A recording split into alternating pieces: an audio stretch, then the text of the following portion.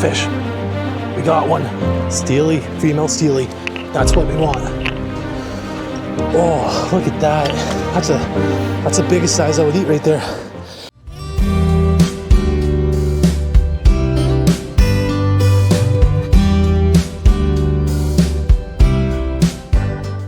Hey guys, what's up? It's Nick here with One Last Cast Outdoors. Today I'm heading down to the Niagara Whirlpool. Gonna be fishing for steelhead, maybe some browns.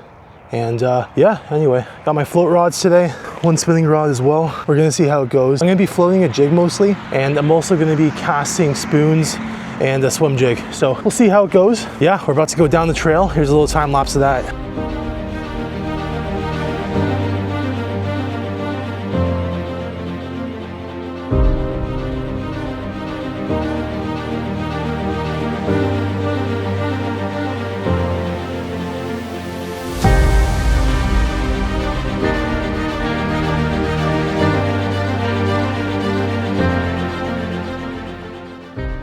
I'll show you guys my rig real quick. So down here, 20 gram float. You can use lighter, but I like 20. I have this big inline 15 gram sinker. These beads up here, just to make it more visible, they sit in top nice. And I got my shot line tapering down.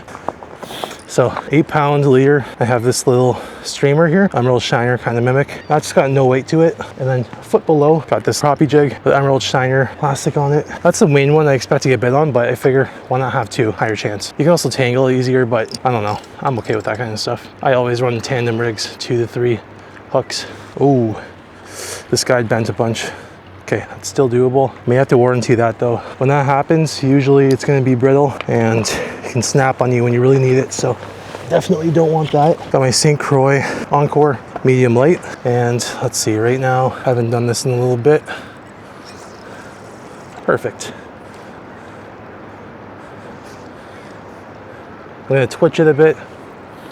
It's just about to get into the current there. I'll zoom in if I get a bobber down. If you're fishing here, it takes honestly 10-15 trips to really figure out how it works. So because of the hydro dam not too far away, you got to be adjusting your depth constantly. Like the currents change left and right. You got little mini whirlpools. And yeah, I gotta go a bit more shallow here and try that. But you really gotta pay attention because you can get snagged up so easily, and then you waste time retying, and it's just, before you know it, your day is kind of wasted. These trout are just kind of cruising along the bottom here. This time of year in the spring, you got lots of suckers. Caught some red horse suckers here last year on beads actually. I'm not sure if they'll bite that minnow. It's small enough though, so they might. Even the streamer, honestly. I have actually hooked into a sturgeon here as well before. That was crazy. I fought it for about half an hour and it popped off. This river is a great fishery though.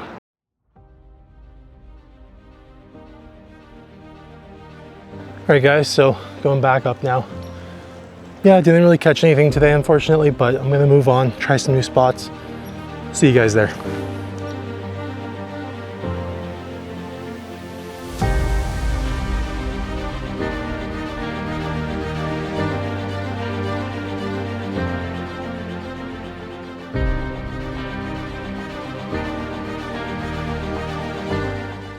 All right guys, I'm here at Port Dalhousie. Gonna go ahead and fish out there. Might get the waders on actually, just seeing how the water level is. I might be able to walk up closer towards where the dam is and use my float rod there. If not, I'm just gonna cast jigs and spoons, see how it goes. But there's some guys in boats around here. There's definitely some fish in the area, so let's see how it goes. All right guys, I want to check.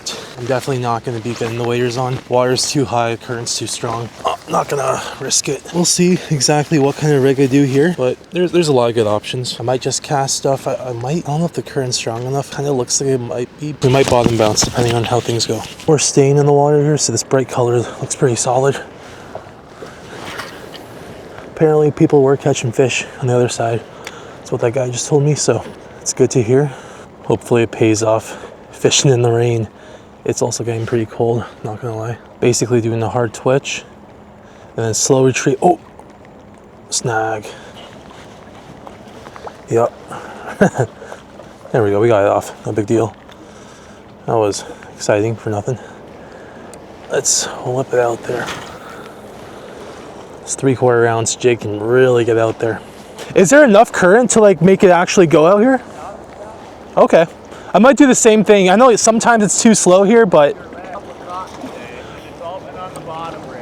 that's good, that's good. Okay. I don't know, I'm hearing lots of fish were caught today. I might get the 3-way rig going and see how that goes. This is my rod for bottom bouncing anyway, so I might have to do that. I might do something interesting. I might get a big orange soft bead. I know those aren't really supposedly doing too well right now because, you know, the spawn's basically finishing up, but you never know, right? They still might eat it. And then I might do a tandem with a little plastic minnow just on a hook. And all we're gonna do right here,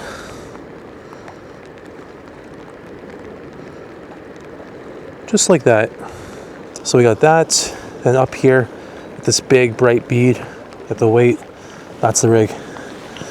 I hope that was worth it. And that's all in the 3-way swivel. All right, so the idea here, get that line tight, and you can basically feel it bouncing on the bottom, and you'll know when there's a fish on. Trust me. I have to cast it a bit more into that current there. Okay, I'm gonna just get down here. This is the perfect spot. Current's everything right now. As long as you have a good current going, you're good to go. Now my gear's over there, but these fish fight good, so that's fine. I can totally go over there if I need to. Not very slippery here, that's good. Okay, into the current. The idea is you're fishing this kind of angle in front of you, and then you reset. There you go. Feeling the rod tip bouncing. You guys can see my rod tip up there.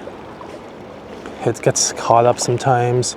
Bumps off the rocks, that's all normal. Pencil lead is the best option for this because they can usually get pulled out of cracks pretty easily. Not to say you won't snag, but if you do, not the end of the world usually, especially with those break off tips they have. All you gotta do is pop another one on, it takes a few seconds. This is it, you basically just wait now. As long as your rod tip is twitching, that's perfect. Oh, fish, we got one.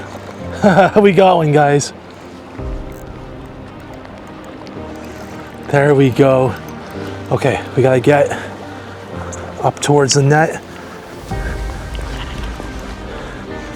Could be a brown, could be a steely. I'm not gonna rush it. Loosen the drag a bit. Isn't that amazing? It all paid off. It's the rain, guys. I wonder what he bit. Post in the comments right now, guys. Do you think he bit the pink egg, or do you think he bit the minnow? I'm gonna guess the minnow.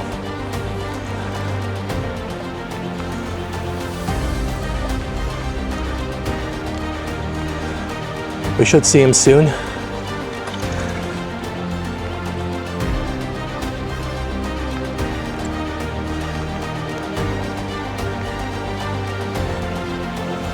Steely, female steely. That's what we want.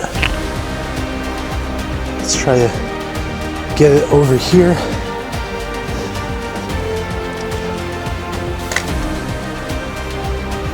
Good ear size, chrome, healthy.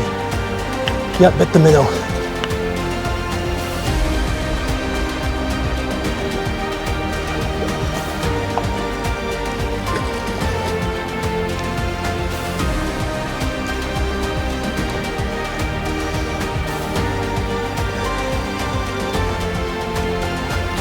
She's playing hard to get. Come on.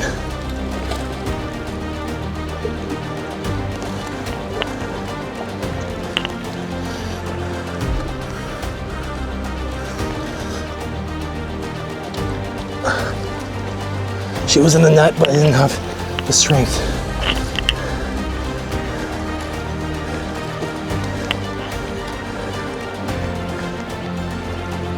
There we go. Got it. Oh yeah, now that's a fish. That's a nice one, guys. Oh, look at that. That's the biggest size I would eat right there.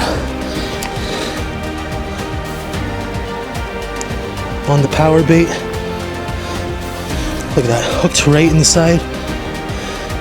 I'm gonna put her out pretty quick. Beautiful fish. Oh, her one eye's messed up. Yeah, wow. Absolute beauty. Okay. Guys, this is why persistence pays off. Some people head home if they don't catch anything in an hour or two. If you really want to catch fish, sometimes you gotta give it the whole day. And sometimes that's not enough. Sometimes you have to keep coming back. Interestingly, I used this exact method here in Port Dalhousie. The first year I learned how to steelhead, I was bottom bouncing beads, minnows, everything, streamers down here. I probably spent a good 200 hours fishing, not a single fish. So sometimes that will happen. I kept coming back though, 2 for 2 this year. Well, one was in the end of 2025, and then the next time I came here was today. So that's pretty good. Thanks a lot for watching, guys. I really appreciate it. If you like the video, please subscribe. Check out my other videos. I'm gonna tag the other steelhead video at the end of this one here. And yeah, if you guys have any suggestions for future videos, please comment down below. Again, thank you for watching. Take care.